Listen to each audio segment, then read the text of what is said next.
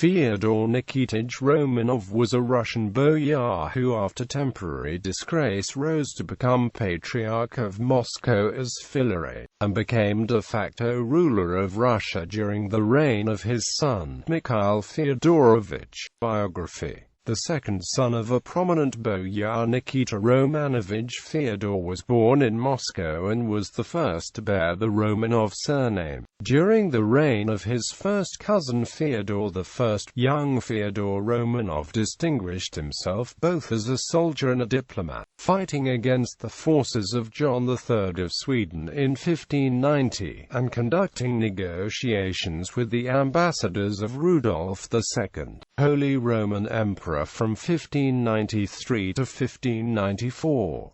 He was made a boyar in 1583. On the death of the childless Tsar, he was the popular candidate for the vacant throne, but he acquiesced in the election of Boris Godunov, and shared the disgrace of his too powerful family 3 years later, when Boris compelled both him and his wife Ksenia Shestova to take monastic vows under the names of Filaret and Martha respectively. Filaret was kept in the strictest confinement in the Antonief monastery of the Russian north, where he was exposed to every conceivable indignity. But when the false Dmitry I overthrew the Godunovs, he released Filaret and made him Metropolitan of Rostov, Patriarch of Moscow. In 1609 Filaret fell into the hands of false Dmitry II, who named him Patriarch of all Russia, though his jurisdiction only extended over the very limited area which acknowledged the impostor. From 1610 to 1618 he was a prisoner in the hands of the Polish king, Sigismund III Vasa, whom he refused to acknowledge as Tsar of Muscovy on being sent on an embassy to the Polish camp in 1610.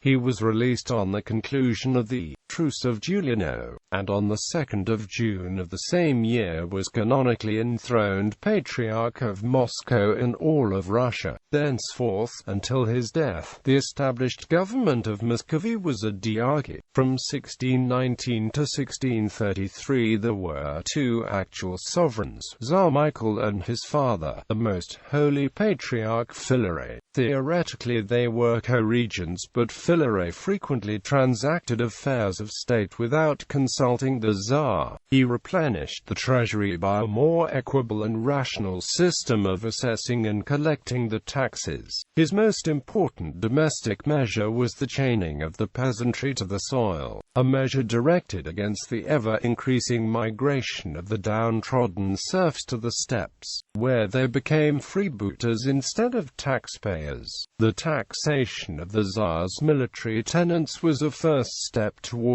the proportional taxation of the hitherto privileged classes. Filaret's zeal for the purity of orthodoxy sometimes led him into excesses, but he encouraged the publication of theological works, formed the nucleus of the subsequently famous Patriarchal Library, and commanded that every archbishop should establish a seminary for the clergy, himself setting the example. Another great service rendered by Filaret to his country was the reorganization of the Muscovite army with the help of foreign officers. His death in October 1633 put an end to the Russo-Polish War, withdrawing the strongest prop from a Tsar feeble enough even when supported by all the weight of his authority. May 20, 1625 Filaret on the rights of the sovereign issued a royal decree by which the Patriarch received the right to judge and be in charge of the spiritual and the patriarchal peasant population in the area of any business, except theft and robbery,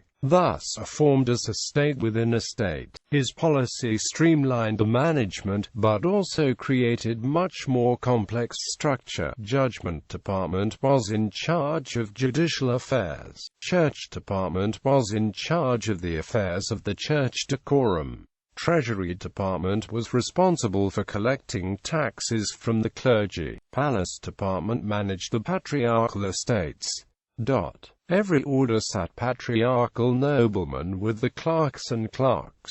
Patriarch personally signed the papers. Filaret also conducted a full inventory of the church and monastery property and revision of charters issued monasteries delegated in the use of land. In 1620 he created a new diocese of Tobolsk. In 1625, the Patriarch got a gift from the Persian king was transferred part of the Lord's robe, which was placed in the Ark in the Assumption Cathedral. This Orthodox relic is still kept in the Cathedral of Christ the Saviour. By his marriage he had Boris, Nikita, Lev, Tatiana, married to Prince Ivan Mikhailovich Katyr of Rostovsky. Mikhail Feodorovich Romanov, Ivan, ancestry.